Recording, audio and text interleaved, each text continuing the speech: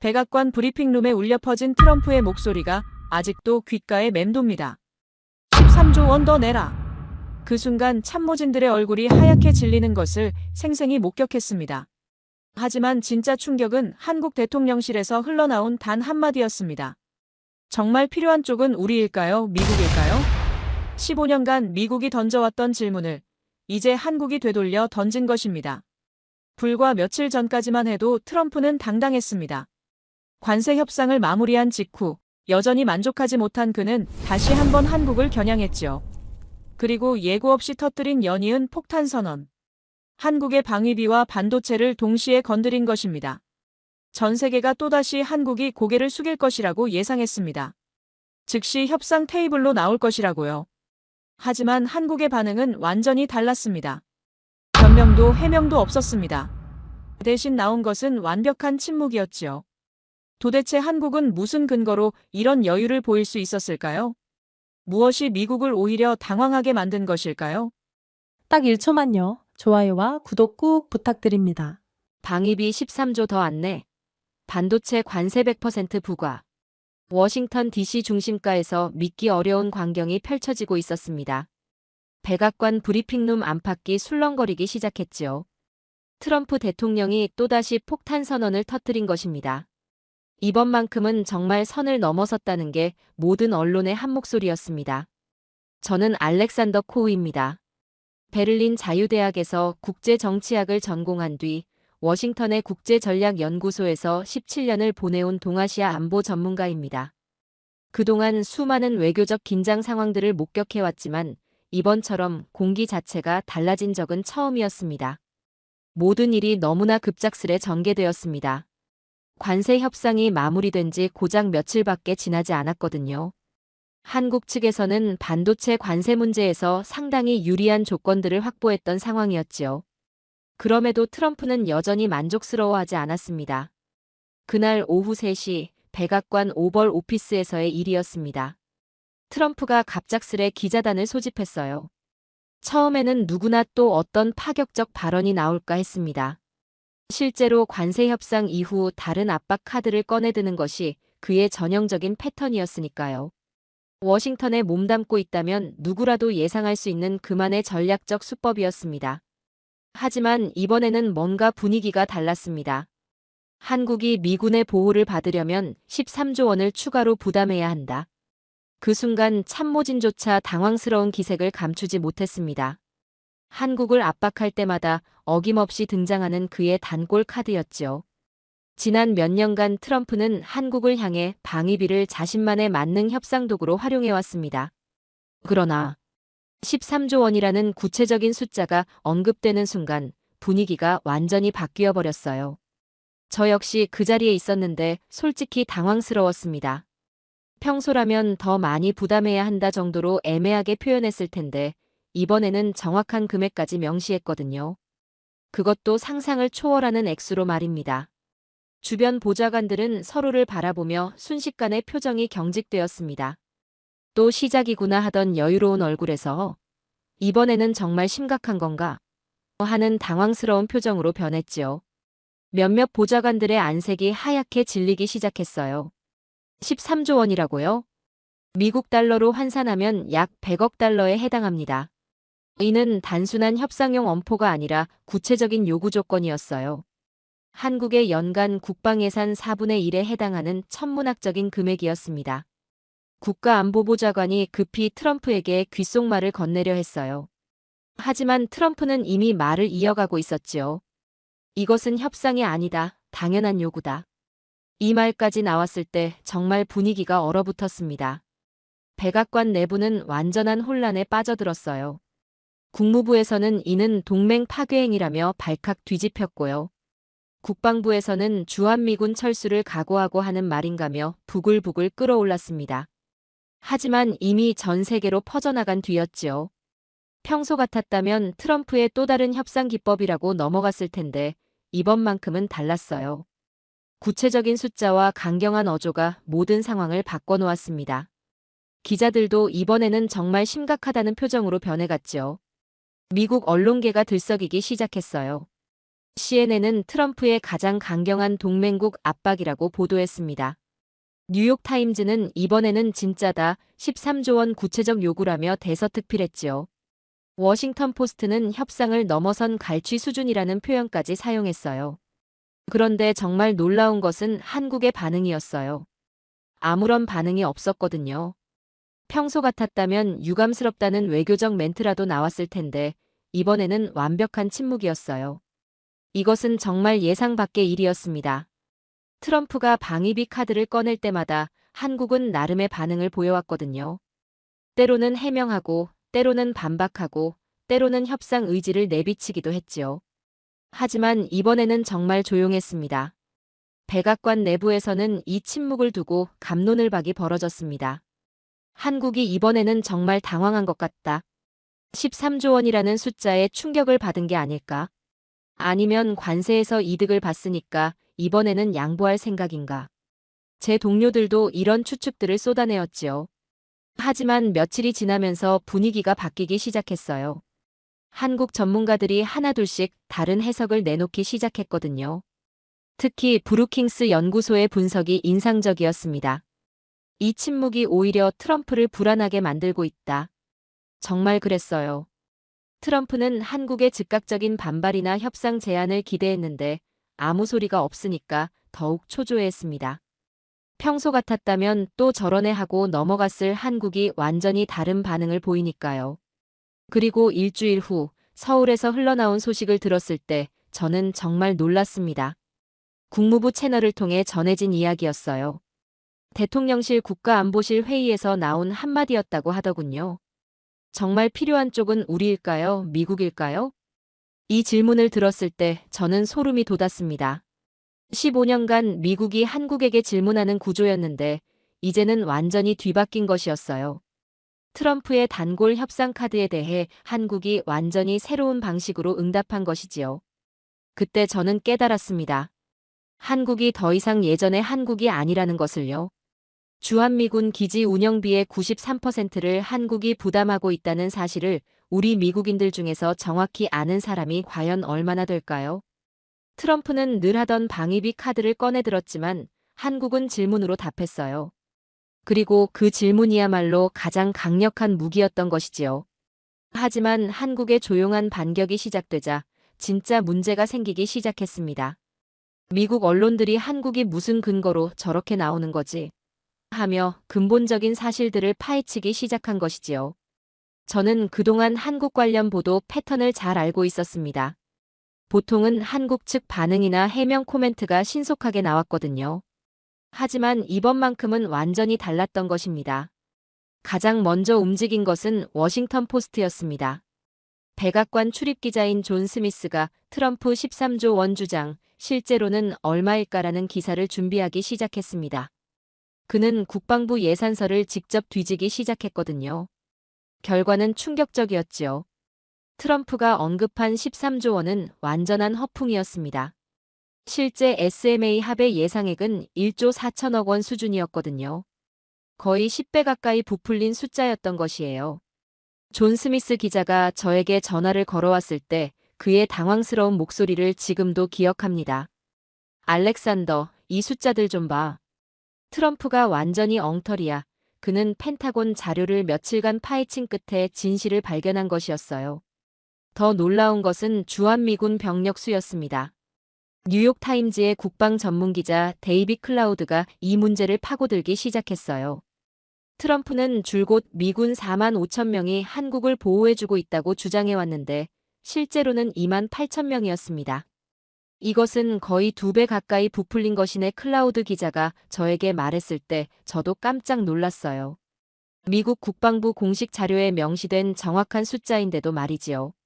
CNN의 짐 아코스타 기자는 더 구체적으로 파고들었습니다. 주한미군 기지 운영비, 누가 얼마나 부담하나라는 제목으로 특집 방송을 준비했어요. 그가 발견한 사실은 더욱 충격적이었습니다. 93%를 여전히 한국이 부담한다고? 아코스타 기자가 저에게 전화로 말했을 때 저는 말문이 막혔어요. 캠프 험프리스 건설비만 해도 총 건설비의 90% 수준인 110억 달러를 한국이 댔다는 사실까지 밝혀냈거든요. 월스트리트 저널은 더욱 상세한 분석에 나섰습니다. 경제 담당 기자들이 미군 한 명당 한국 부담액을 계산해보기 시작한 것이에요. 결과는 연간 약 7만 달러, 한국 돈으로 1억 원 수준이었습니다. 이런 팩트들이 하나둘 드러나면서 워싱턴의 분위기가 바뀌기 시작했어요. 기자들끼리도 이거 완전 반대 아니야? 라는 말들이 나오기 시작했습니다. 특히 인상적이었던 것은 폴리티코의 비교 분석이었어요. 유럽 특파원 출신 기자가 독일 주둔 미군과 한국 주둔 미군 비교라는 기사를 냈는데 독일은 미군 기지 운영비의 40%만 부담한다는 내용이었습니다. 한국의 93%와 비교하면 엄청난 차이였죠. 이게 말이 되나? 그 기자가 편집부 회의에서 말했다고 들었어요. 한국이 독일보다 2배 넘게 부담하고 있잖아. 이런 보도들이 쏟아지기 시작하자 백악관 내부가 술렁이기 시작했습니다. 언론들이 트럼프의 발언을 팩트체크하기 시작한 것이거든요. 그리고 그 결과가 트럼프에게 불리하게 나오고 있었어요. MBC의 척 토드는 미트 더 프레스에서 이렇게 말했습니다. 한국은 세계에서 가장 관대한 동맹국일 수도 있다. 이런 평가가 미국의 주요 방송에서 나온다는 것이 놀라웠어요. CBS의 마가렛 브레넌도 페이스 더 네이션에서 비슷한 내용을 다뤘습니다. 93% 기지 운영비 부담은 전례가 없는 수준이다. 미국 언론이 한국을 옹호하는 내용을 보도하기 시작한 것이지요. 특히 CNN의 국제부 앵커 크리스티안 아만푸어의 발언이 인상적이었어요. 주한미군은 한국 방어가 아니라 미국의 아시아 전략 거점이다. 한국이 우리를 도와주는 것이지 우리가 한국을 도와주는 게 아닐 수도 있다. 이런 보도들이 나오면서 백악관 내부 분위기도 요동치기 시작했어요. 국무부에서는 언론이 우리 입장을 어렵게 만들고 있다는 내부 메모가 돌았습니다. 국방부에서도 한국 관련 팩트들이 너무 많이 공개되고 있다며 우려했지요. 펜타곤의 한 고위 관계자는 비공개 브리핑에서 이렇게 말했어요. 언론들이 파헤치기 시작하니까 불편한 진실들이 다 나오네. 한국이 얼마나 많이 부담하는지 일반 국민들이 알게 되면 곤란할 텐데. 이런 내부 우려들이 언론에 또 흘러나오면서 상황이 더욱 복잡해졌습니다. 미국 정부가 오히려 이런 팩트들이 공개되는 것을 부담스러워한다는 것이 드러난 것이거든요. 저는 이 모든 상황을 지켜보면서 정말 놀라웠습니다. 한국의 침묵이 미국 언론을 움직이게 만들었고 그 결과 트럼프의 거짓말들이 하나씩 밝혀지고 있었거든요. 한국이 적극적으로 해명하지 않았는데도 진실이 저절로 드러나고 있었어요. 특히 미국 기자들이 직접 팩트체크를 한 결과가 한국에게 유리하게 나온다는 것이 인상적이었습니다. 한국이 피해자가 아니라 오히려 너무 관대한 동맹국이라는 인식이 미국 내에서 퍼져나가기 시작했거든요. 트럼프는 13조 원을 요구했지만 미국 언론이 직접 밝혀낸 진실은 정반대였습니다. 한국이 이미 충분히, 아니 너무 많이 부담하고 있다는 사실이었지요. 미국 언론들이 팩트체크에 나서면서 분위기가 바뀌고 있을 때 한국에서 드디어 반응이 나오기 시작했습니다. 하지만 그 반응은 우리가 예상했던 것과는 완전히 달랐어요. 변명이나 해명이 아니라 아예 게임의 룰을 바꿔버리는 선언이었거든요. 저는 17년간 한국 정치를 지켜봤지만 이번 한국 대통령만큼 예측하기 어려운 정치인은 처음이었습니다. 그의 과거 발언들을 다시 뒤져보니 정말 놀라운 사실을 발견했어요. 이번 상황이 즉흥적인 대응이 아니라 오랫동안 준비해온 전략이었다는 것을 깨달았거든요. 2018년 지금의 대통령이 시장이었을 때의 한 인터뷰가 다시 주목받기 시작했습니다. SMA 구조 자체가 잘못됐다고 명확히 말했던 것이에요. 당시에는 그냥 지방자치단체장의 개인 의견 정도로 여겨졌는데 지금 생각해보니 완전히 다른 의미였습니다. 더 놀라운 것은 2020년 국정감사에서의 발언이었어요. 당시 국방위원회에서 그는 이렇게 말했습니다. 국방 자주권과 방산 독립이 진정한 안보 언제까지 남의 보호막 아래 있을 건가? 이런 발언들이 당시에는 큰 주목을 받지 못했는데 지금 보니 완전한 복선이었던 것이지요. 대선 과정에서도 마찬가지였습니다. 줄곧 방산 수출 강국을 공약으로 내세웠어요. 한국이 세계 5위권 방산 수출국이 될 것이라고 구체적으로 말했습니다. 당시 우리는 그냥 공약 정도로 생각했는데 실제로는 훨씬 큰 그림이었던 것이에요. 그리고 드디어 그 준비된 카드가 나왔습니다. 대통령실에서 열린 수석비서관 회의에서였어요. 이재명 대통령의 한마디가 모든 것을 바꿨습니다. SMA도 협상 대상이 아니다. 이 한 문장이 워싱턴에 전해졌을 때 저는 정말 충격을 받았어요. SMA, 방위비 분담 특별협정. 목적은 주한미군 주둔 비용 중 일부를 한국이 부담하는 협정이 언급된 것입니다. 심지어 협상을 거부한다는 것이 아니라 아예 협상의 전제 자체를 부정한 것이었거든요. 이것은 단순한 거절이 아니라 게임 체인저였습니다. 백악관 내부는 완전한 혼란에 빠졌어요. 국가안보보좌관 제이크 설리번이 급하게 회의를 소집했습니다. 이게 무슨 뜻이야? 한국이 진짜 거부하는 거야? 참석자들의 당황스러운 목소리가 들려왔어요. 더 놀라운 것은 한국 측에서 흘러나온 추가 발언이었습니다. 우리는 더 이상 보호받는 나라가 아니다. 보호하는 나라로 성장했다. 이런 자신감 넘치는 발언을 듣고 저는 정말 놀랐어요. 그리고 워싱턴에서는 바로 그 근거를 찾아 나섰습니다. 그리고 한국의 방산 수출 실적을 집중 조명했지요. 2024년 한국 방산 수출액이 무려 200억 달러를 넘어섰다는 발표였습니다. 세계 6위 수준이라는 구체적인 수치까지 나왔어요. K9 자주포 폴란드 수출 180억 달러, KF-21 전투기 인도네시아 공동개발, 천궁이 중동 수출 협상 진행 이런 구체적인 사례들이 쏟아져 나왔어요. 저는 이 숫자들을 보고 정말 깜짝 놀랐습니다. 한국이 언제 이렇게 강해졌나 싶었거든요. 불과 몇 년 전만 해도 무기를 사는 나라였는데 이제는 세계 곳곳에 파는 나라가 됐더라고요. 특히 인상적이었던 것은 폴란드 사례였어요. 한국이 폴란드에 K9 자주포 672문을 수출하는 계약을 체결했다는 소식이었습니다. 이것은 단일 계약으로는 세계 최대 규모라고 하더라고요. 폴란드가 독일 무기 대신 한국 무기를 선택했다. 이 자료를 보고 저는 한국의 위상 변화를 실감했어요. NATO 국가가 한국 무기를 신뢰한다는 것은 정말 대단한 일이었거든요. 호주도 마찬가지였습니다. K9 헌팅스맨 자주포 30문을 도입하기로 했다는 소식이 나왔어요. 호주는 미국의 핵심 동맹국인데 그런 나라가 한국 무기를 선택한 것이었습니다. 이런 사실들이 하나둘 공개되면서 워싱턴의 분위기가 완전히 바뀌었어요. 한국이 더 이상 예전의 한국이 아니다. 이런 평가가 국무부 내부에서 나오기 시작했습니다. 국방부에서도 비슷한 반응이었어요. 한국 방산 기술이 이렇게 발전했나?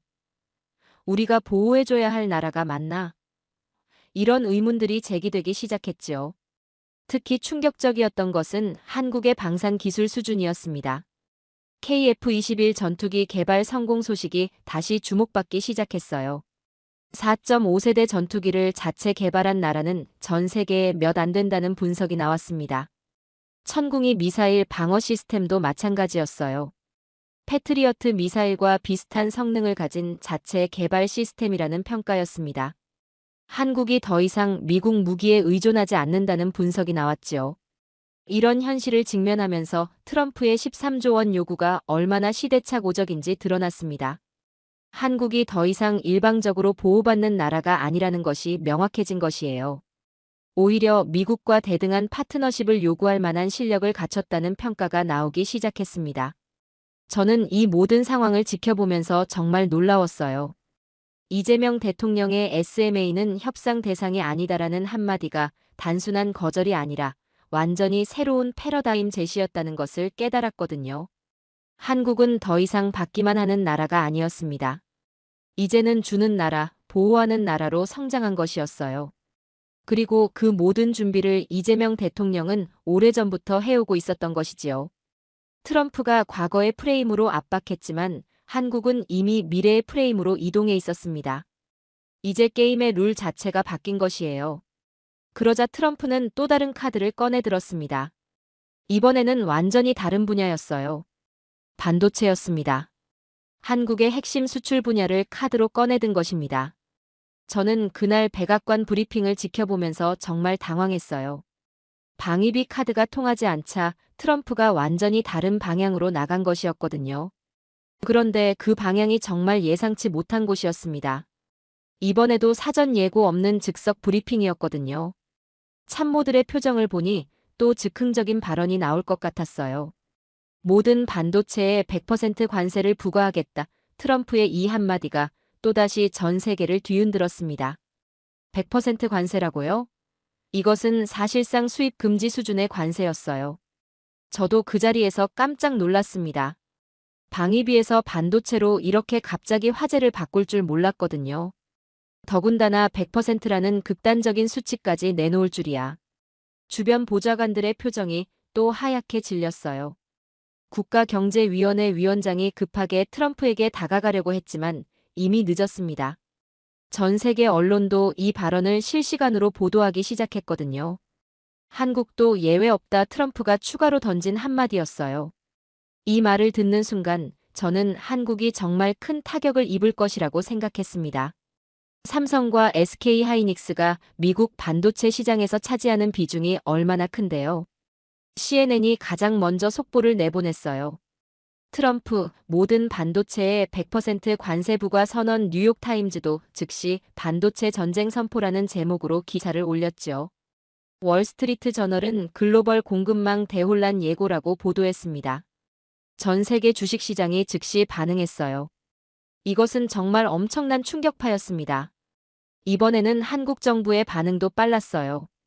득이냐 실이냐를 두고 설전이 벌어졌지요. 그런데 정말 이상한 것이 있었어요. 워싱턴이 너무 조용했다는 점이었습니다. 보통 이런 폭탄 발언이 나오면 관련 부처들이 해명에 나서거나 추가 설명을 하는데 이번에는 완전히 침묵이었어요. 국무부도 상무부도 무역대표부도 아무 말이 없었습니다. 심지어 백악관 대변인도 대통령 발언에 추가할 내용 없다고만 했어요. 이런 반응은 정말 이상했습니다. 더 이상한 것은 국방부의 반응이었어요. 펜타곤에서 나온 비공식 코멘트가 흥미로웠습니다. 반도체는 국가안보와 직결된 문제, 동맹국과의 협력이 중요한 분야, 이런 식으로 은근히 반대 의견을 내비쳤어요. 시간이 흐르면서 더욱 이상한 일들이 벌어지기 시작했습니다. 관세청에서 구체적인 시행 방안에 대한 질문이 들어오자 아무도 명확한 답변을 못하는 것이에요. 검토 중이라는 답변만 반복했습니다. 상무부 내부에서도 혼란이 있었어요. 한 관계자가 저에게 이렇게 말했습니다. 솔직히 우리도 어떻게 해야 할지 모르겠어. 100% 관세를 실제로 적용하면 미국 경제도 심각한 타격을 받아. 그때 저는 뭔가 이상하다는 것을 느끼기 시작했어요. 트럼프의 발언에 대한 워싱턴 내부의 반응이 너무 미지근했거든요. 평소 같으면 관련 부처들이 바쁘게 움직였을 텐데 이번에는 그런 것이 전혀 없었어요. 그리고 며칠 후 한 가지 사실을 알게 됐습니다. 삼성과 SK하이닉스가 이미 미국의 대규모 공장을 운영하고 있다는 점이었어요. 삼성은 텍사스 오스틴에서 파운드리 공장을 가동 중이었고 SK하이닉스도 현지 생산 기반을 구축하고 있었습니다. 심지어 이번 관세 협상을 통해 대규모 투자 지원도 약속했지요. 더 중요한 것은 이미 미국에서 만들어지는 현지 공장에서 생산되는 제품들은 관세 적용 대상이 아니라는 점이었어요. 미국 내에서 생산되는 제품이니까 당연히 관세가 없는 것이었지요. 이것은 정말 중요한 포인트였습니다. 상무부의 한 고위 관계자가 비공개 브리핑에서 이렇게 말했어요. 이미 몇 년 전부터 한국 기업들은 이미 미국 내 생산 기반을 갖추고 있어 오히려 이번 관세 정책이 그들에게 유리할 수도 있어. 이 말을 듣고 저는 정말 놀랐습니다. 트럼프가 한국을 압박하려고 꺼낸 카드가 오히려 한국에게 유리하게 작용할 수도 있다는 뜻이었거든요. 이것은 정말 예상치 못한 반전이었어요. 국가안보회의에서도 비슷한 평가가 나왔습니다. 한국은 이미 준비가 되어 있었다. 미국 내 현지 생산으로 관세 영향을 최소화할 수 있는 구조, 이런 분석이 나온 것이에요. 더욱 놀라운 것은 한국이 MFN 지위를 가지고 있다는 점이었습니다. 최혜국 대우를 받는 국가로서 추가적인 혜택도 받을 수 있다는 분석이 나왔어요. 이것은 정말 아이러니한 상황이었습니다. 저는 이 모든 상황을 지켜보면서 한 가지 의문이 들었어요. 이게 정말 실수였을까? 트럼프의 100% 관세 발언이 의도된 것일 수도 있다는 생각이 들었거든요. 워싱턴의 조용한 반응, 관련 부처들의 미지근한 대응, 그리고 한국에게 유리하게 작용할 수 있다는 분석까지. 이 모든 것들이 우연의 일치일까요? 아니면 더 큰 그림이 있는 것일까요? 며칠 후 한 가지 더 흥미로운 소식을 들었습니다. 한국 정부가 이번 관세 발언에 대해 별다른 우려를 표하지 않는다는 것이었어요. 오히려 준비된 대응이라는 식으로 자신감을 보였다는 소식이었습니다. 트럼프는 한국을 압박하려고 반도체 관세 카드를 꺼냈지만 결과는 정반대가 될 수도 있는 상황이 된 것이에요. 한국이 이미 모든 준비를 마쳐놨다는 것을 깨닫기 시작했습니다. 트럼프의 100% 관세 발언 이후 정말 예상치 못한 일들이 벌어지기 시작했습니다. 미국 내에서도 한국이 이 관세 정책의 최대 피해자가 될 줄 알았는데 오히려 최대 수혜자가 될 수도 있다는 분석들이 나오기 시작한 것이에요. 이것은 정말 놀라운 반전이었습니다. 저는 먼저 삼성전자의 미국 내 현황부터 파악해보기 시작했어요. 사실 많은 미국인들이 잘 모르는 사실이 있었거든요. 삼성이 이미 텍사스 오스틴에서 대규모 반도체 공장을 운영하고 있다는 점이었습니다. 삼성 오스틴 공장은 1996년부터 가동을 시작했어요. 그런데 최근 몇 년 사이에 엄청난 투자 확장이 이루어졌습니다. 2021년부터 170억 달러를 추가 투자해서 최첨단 파운드리 공장을 건설하고 있었거든요. 더 놀라운 것은 이 공장의 규모였어요.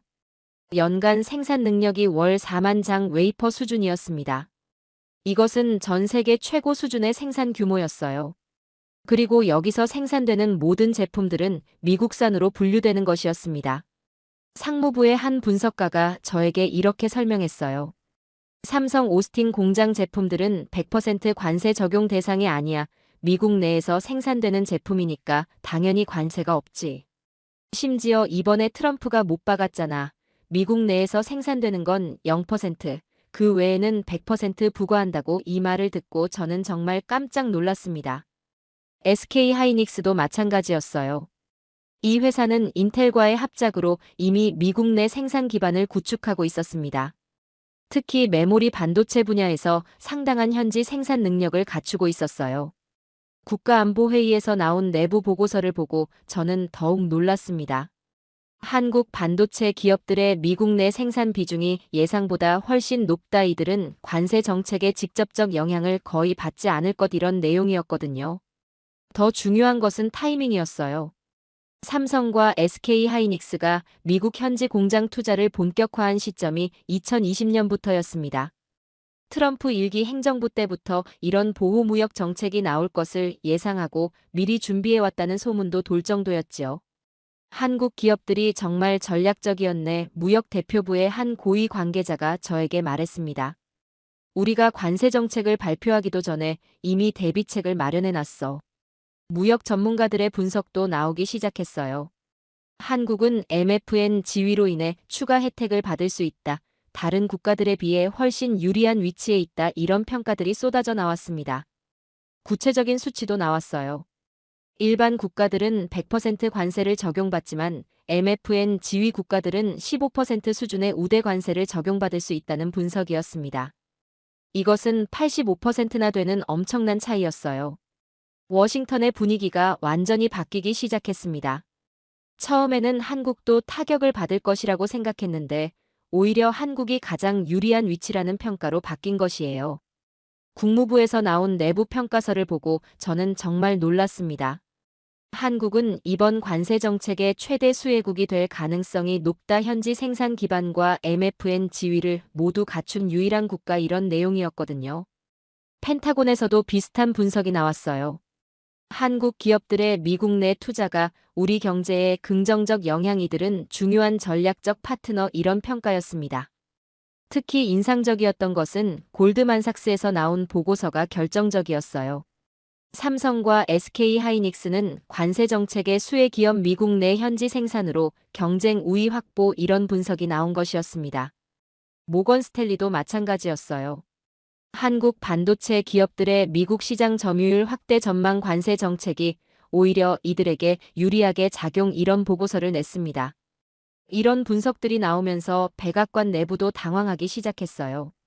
트럼프가 한국을 압박하려고 꺼낸 카드가 오히려 한국에게 선물이 될 수도 있다는 것을 깨닫기 시작한 것이었거든요.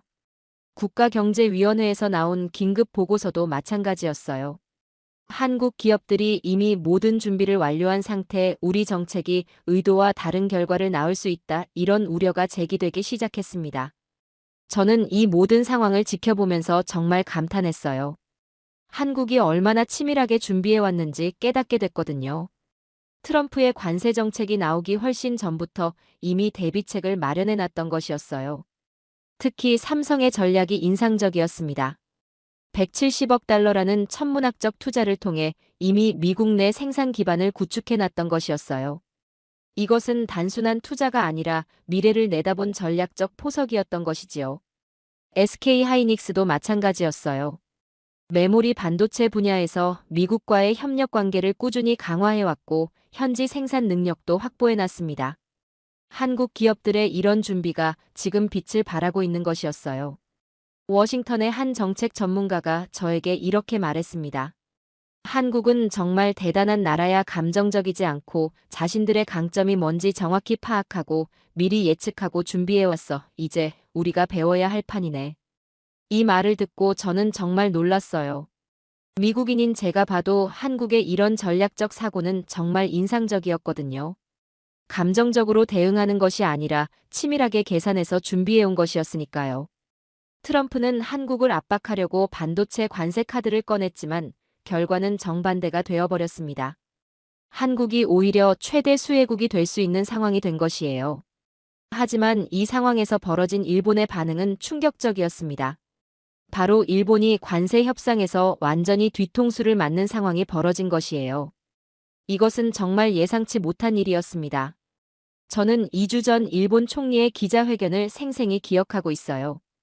이시바 총리가 환한 웃음을 지으며 미국과 관세 협상이 성공적으로 타결됐다고 발표했던 순간 말이지요.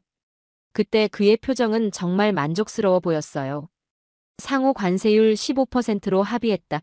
이시바 총리의 이 발언이 일본 전체를 기쁘게 만들었습니다. 일본 언론들도 성공적인 협상이라며 대대적으로 보도했어요. 정말 모든 것이 순조로워 보였습니다. 하지만 불과 보름 만에 모든 것이 바뀌었어요. 아키하바라 외무장관과 사이토 경제산업장관이 심상치 않은 표정으로 급히 미국행 전용기에 오르는 모습이 포착됐거든요. 이 장면을 보는 순간 저는 뭔가 큰일이 벌어났다는 것을 직감했어요. 문제의 핵심은 15% 관세율의 해석에 있었습니다. 일본 정부는 이렇게 이해하고 있었어요.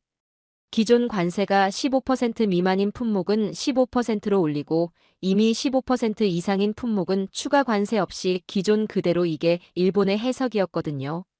도쿄 외무성의 한 관계자가 저에게 설명했습니다. 우리는 15%가 상한선이라고 이해했어. 그래서 총리도 그렇게 발표한 것이었지. 그의 목소리에서 당황스러움이 느껴졌어요. 하지만 미국 관보에 실린 공식 해석은 완전히 달랐습니다. 추가 관세 면제 대상을 유럽연합으로 한정하고 일본을 아예 제외해버린 것이었어요. 이것은 정말 충격적인 내용이었습니다.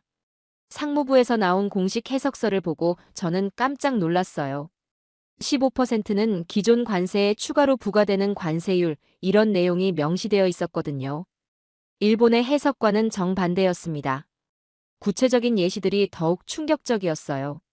원래 26.4%였던 일본산 쇠고기 관세는 41.4%가 될 수 있었습니다. 7.5%였던 섬유 제품도 22.5%로 뛸 수 있었어요. 이것은 사실상 일본 제품의 미국 시장 진출을 막는 수준이었습니다.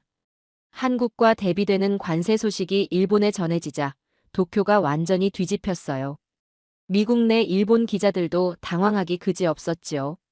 아사히 신문이 가장 먼저 미국에 당했다라는 강렬한 제목으로 일면 톱 기사를 냈습니다. 요미우리 신문은 무능한 외교 참사라고 표현했어요. 니혼 게이자이 신문의 분석이 가장 신랄했습니다. 일본 정부가 미국에 완전히 속았다. 미국의 언어 유희에 넘어간 것. 이것은 외교적 굴욕. 이런 표현들이 신문을 가득 채웠어요. 일본 재계의 반응은 더욱 격렬했습니다. 도요타, 소니, 파나소닉 등 주요 기업들이 즉시 정부의 긴급 대책을 촉구했어요. 일본상 공회의소에서는 이대로는 미국 시장에서 완전히 밀려날 것이라는 성명을 냈습니다. 자동차 업계가 특히 크게 당황했어요. 도요타의 한 임원이 언론에 이렇게 말했습니다. 26% 관세에서 41%로 오르면 우리는 미국에서 장사할 수 없다. 이것은 사실상의 퇴출 명령이야. 섬유업계도 마찬가지였습니다. 유니클로를 운영하는 패스트 리테일링에서는 미국 진출 전략을 전면 재검토해야 한다고 발표했어요. 7.5%에서 22.5%로 뛰는 것은 감당할 수 없는 수준이었거든요. 일본 정부의 당황스러운 대응이 더욱 문제를 키웠어요. 외무성에서는 미국 측과 재협상을 추진하겠다고 발표했지만 이미 늦은 상황이었습니다. 경제산업성에서는 해석의 차이가 있었다며 사실상 실수를 인정했어요. 이와는 대조적으로 한국의 상황은 완전히 달랐습니다. 한국은 삼성과 SK하이닉스의 미국 현지 공장 덕분에 관세 0% 혜택을 받고 있었고 MFN 지위로 인한 추가 혜택까지 확보한 상태였어요. 워싱턴의 한 무역 전문가가 저에게 이렇게 말했습니다. 한국과 일본의 협상 방식이 완전히 달라. 한국은 이미 세부 조건까지 이미 다 따져보고 협상에 들어왔어. 일본은 겉으로 드러난 숫자만 보고 만족한 것이지. 국무부의 다른 관계자도 비슷한 평가를 했어요. 한국은 이제 미국과 대등하게 협상하려고 해. 조건 없는 수용은 절대 안 하지. 반면 일본은 우리가 뭘 말해도 일단 수용해주고. 이런 평가들이 일본에 알려지면서 도쿄의 충격은 더욱 커졌습니다. 마이니치 신문에서는 이젠 한국에게 배워야 할 외교라는 칼럼을 실었어요. 산케이 신문은 굴종 외교의 한계가 드러났다고 비판했습니다. 일본 국회에서도 큰 파장이 일었어요. 야당에서는 이시바 정부의 외교 무능을 강하게 비판했습니다. 여당 내부에서도 외교팀 쇄신을 요구하는 목소리가 나왔어요. 특히 충격적이었던 것은 일본 외교관들의 반응이었습니다. 한 고위 외교관이 익명으로 저에게 이렇게 말했어요. 우리는 항상 미국이 원하는 것을 들어주기만 했어. 하지만 이제 한국은 때로는 거부하면서도 더 좋은 조건을 받잖아. 이게 진짜 외교지. 저는 이 말을 듣고 정말 많은 것을 깨달았어요. 한국과 일본이 미국에 대해 완전히 다른 접근 방식을 쓰고 있다는 것을 말이지요. 한국은 전략적으로 협상하지만 일본은 그냥 받아들이기만 한다는 것이었어요. 결국 이번 관세 협상 사건은 한일 외교의 근본적 차이를 적나라하게 보여준 사건이 됐습니다. 한국은 침묵했고 조건 없는 수용을 하지 않으면서 오히려 더 나은 대우를 받았고 일본은 모든 것을 받아들이면서도 속임을 당한 것이었어요. 정말 극명한 대조였습니다. 일본이 관세 협상에서 완전히 뒤통수를 맞은 사건이 알려지면서 워싱턴 언론계에서는 현재 완전히 새로운 시각의 분석들이 쏟아지기 시작했습니다. 특히 한국의 외교 방식에 대한 재평가가 본격적으로 시작된 것이에요. 이것은 정말 놀라운 변화였습니다. 저는 먼저 워싱턴 포스트의 변화부터 목격했어요. 평소 한국에 대해 그다지 관심이 없던 이 신문이 갑자기 한국 외교에 대한 심층 분석 기사를 내기 시작한 것이었습니다. 그것도 일면 톱 기사로 말이지요. 전략의 침묵 외교의 모범 워싱턴 포스트가 낸 제목이었어요.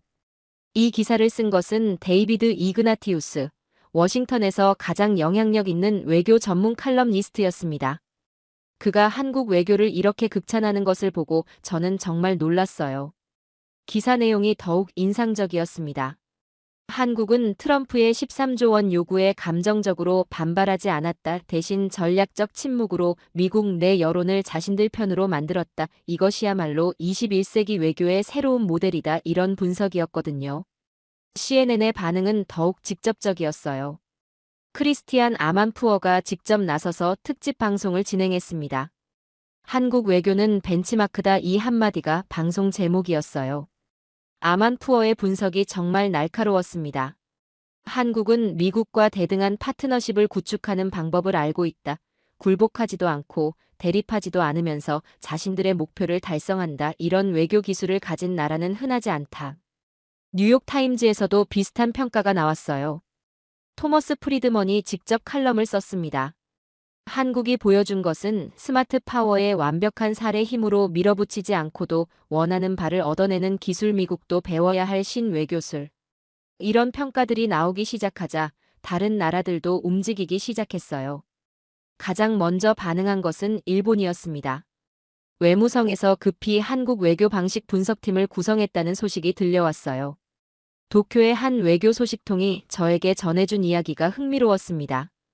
일본 외무성이 한국의 최근 외교 문서들을 전부 분석하고 있어 특히 SMA 관련 대응 방식을 철저히 연구하고 있다고 해 우리도 저런 식으로 협상할 수 있는지 검토 중이래. 유럽연합도 마찬가지였어요. 브뤼셀에서 나온 소식에 따르면 EU 외교안보정책 고위 대표실에서 한국의 대미 외교 전략을 분석하는 보고서를 작성 중이었습니다. 특히 한국이 미국의 압박을 받으면서도 어떻게 유리한 조건을 얻어냈는지에 관심이 집중되고 있었어요. 프랑스 외무부의 한 고위 관계자가 파이낸셜 타임즈의 한 인터뷰가 인상적이었습니다. 한국의 외교 방식은 정말 배울 점이 많다. 압박받을 때 어떻게 대응해야 하는지 보여주는 교과서 같은 사례. 이유도 미국과의 관계에서 참고할 만한 전략. 독일도 비슷한 반응을 보였어요. 베를린의 한 싱크탱크에서 한국식 외교 전략 분석 세미나를 열었다는 소식이 들려왔습니다. 독일 외무부 관계자들이 대거 참석했다고 하더라고요. 가장 놀라운 것은 영국의 반응이었어요. 브렉시트 이후 새로운 외교 전략을 모색하고 있던 영국이 한국의 사례에 특별한 관심을 보이기 시작한 것이었습니다. 런던 대학의 한 교수가 한국식 외교의 교훈이라는 연구 주제를 발표하기까지 했어요. 워싱턴의 싱크탱크들도 움직였습니다. 브루킹스 연구소에서 한국 외교의 새로운 패러다임 세미나를 개최했어요. 카네기 국제평화재단에서도 비슷한 주제로 연구 프로젝트를 시작했습니다. 헤리티지 재단의 한 연구원이 저에게 이렇게 말했어요. 솔직히 우리도 한국에서 배울 것이 있다고 생각해. 강대국의 압박을 받으면서도 굴복하지 않는 방법. 이것은 정말 고도의 외교 기술이야. 조지타운 대학교 외교대학원에서는 아예 한국 외교 사례 연구 강좌를 신설했다는 소식도 들려왔어요. 학생들의 관심이 폭발적이었다고 하더라고요. 미래의 외교관들이 한국에서 배우고 싶어 한다는 게 교수진의 설명이었습니다.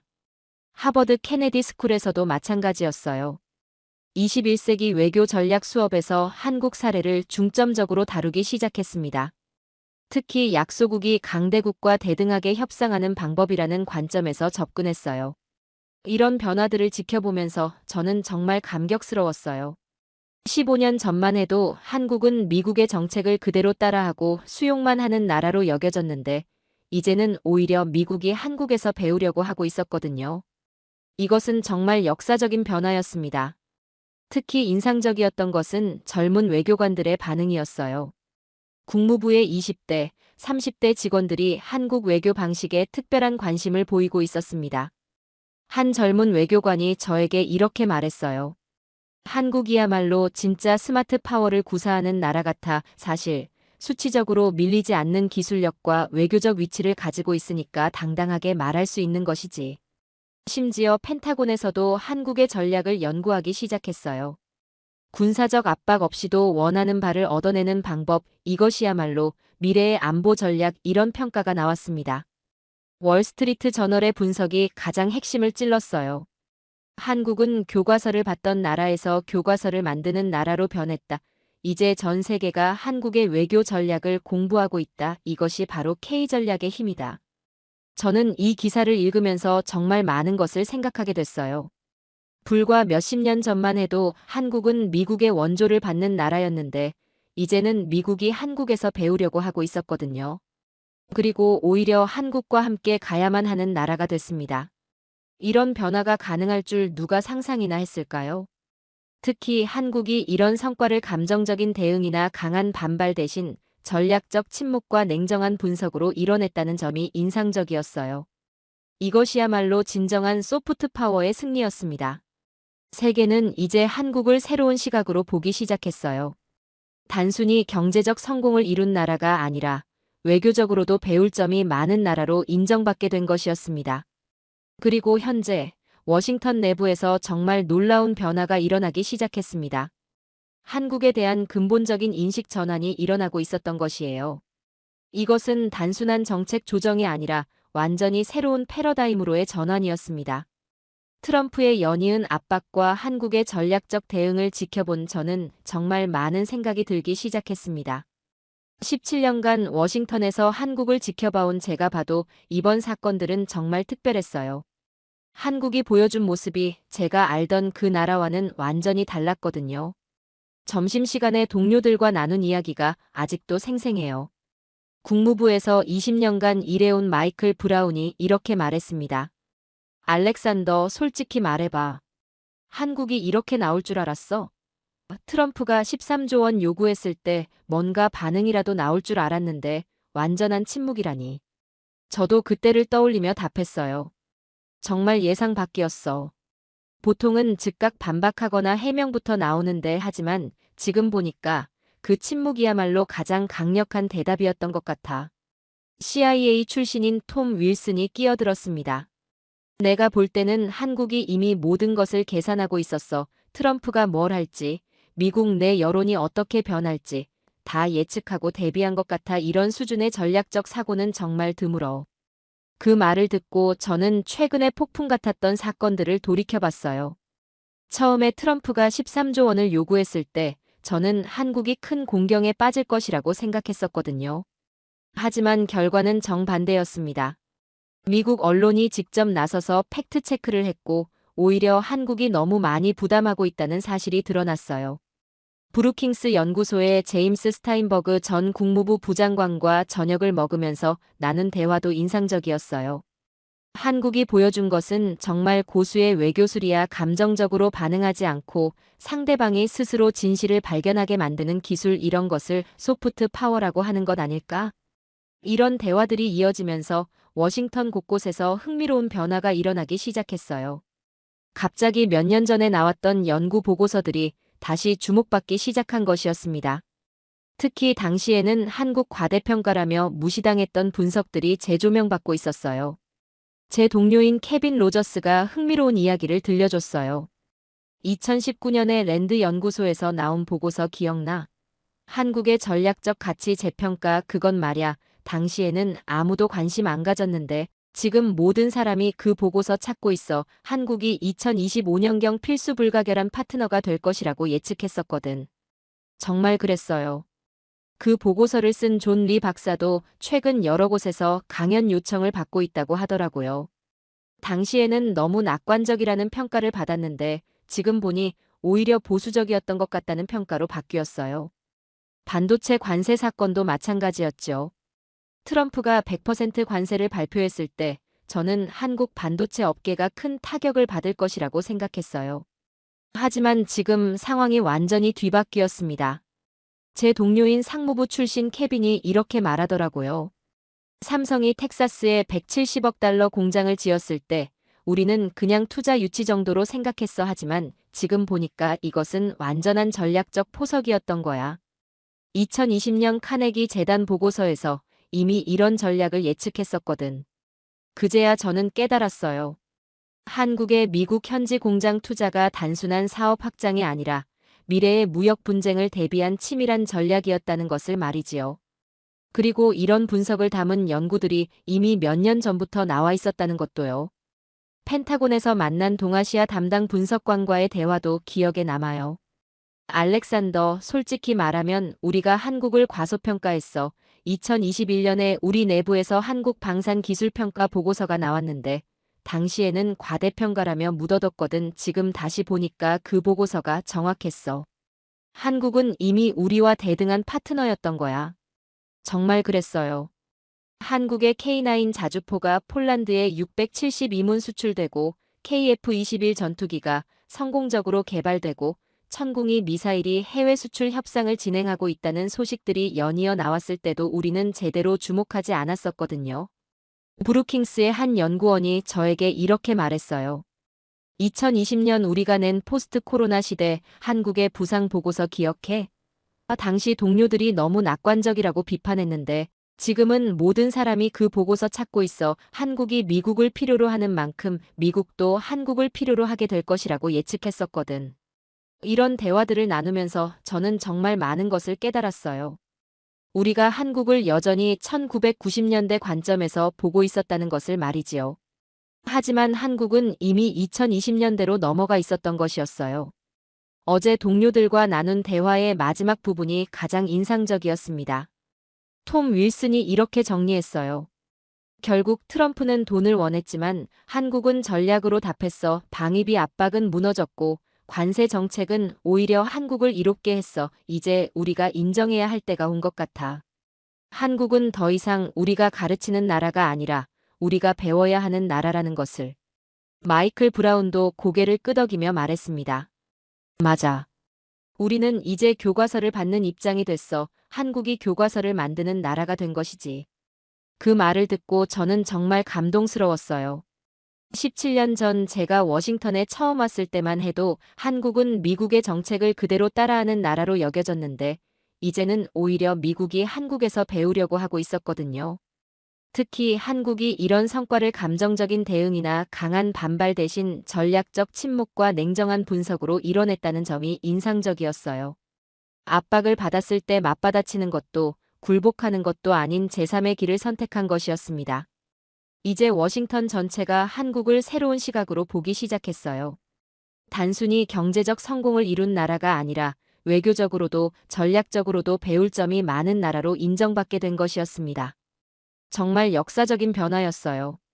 오늘의 사연은 단순한 외교 갈등의 이야기가 아니었습니다. 이것은 한 나라가 어떻게 진정한 강국으로 성장하는지 보여주는 역사적 순간이었어요. 트럼프는 돈을 원했습니다. 13조 원이라는 터무니없는 금액으로 한국을 굴복시키려 했지요. 하지만 한국은 전략으로 답했습니다. 침묵이라는 가장 강력한 무기로요. 방위비 압박은 무너졌습니다. 미국 스스로가 한국의 관대함을 인정하게 됐거든요. 관세 정책은 오히려 한국을 이롭게 했습니다. 이미 준비된 현지 공장과 전략적 사고 덕분이었지요. 그리고 마침내 전 세계가 깨달았습니다. 한국이 더 이상 가르침을 받는 나라가 아니라는 것을요. 이제 한국은 교과서를 만드는 나라가 됐습니다. 세계가 배우고 싶어하는 나라가 된 것이에요. 70년 전 폐허 속에서 시작된 나라가 이제는 세계에서 당당해진 나라로 성장한 오늘의 이야기를 함께 해주셔서 감사합니다. 지금까지 우인스의 수진이었습니다. 오늘도 끝까지 함께 해주셔서 정말 감사합니다. 당신만의 해외 감동 이야기가 늘 당신 곁에서 따뜻한 순간으로 남길 바랍니다. 다음에도 따뜻한 이야기로 다시 찾아올게요. 수진이랑 우인스 다음에도 함께해요. 오늘도 행복한 하루 되세요. 사랑합니다.